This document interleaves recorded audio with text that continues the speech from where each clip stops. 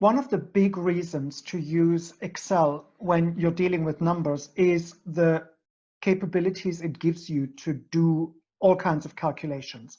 And the most basic one of these is totals and subtotals. And you're probably aware how easy it is to add them. Now, just to give you an idea, I click on this cell, and on my home ribbon, there is the AutoSum function. Click on it, verify if the reference is right, and hit OK. Now, the interesting thing is that this is very simple to achieve, but it's fraught with problems. One of them being that if you add anything in between the sum and the last entry in your table, that will create a problem. Let me show you.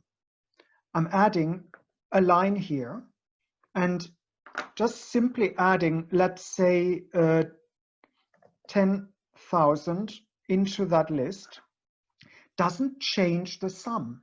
And why is that?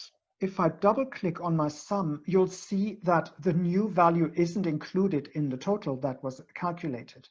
Now, this is a serious problem that can be circumvented by simply keeping this in mind. But A, you don't know who's finally going to work with that spreadsheet. Are they as versed with creating totals and checking what they're doing or not? Let me tell you, there are ways to avoid this kind of problem. And of course, there's a class for that.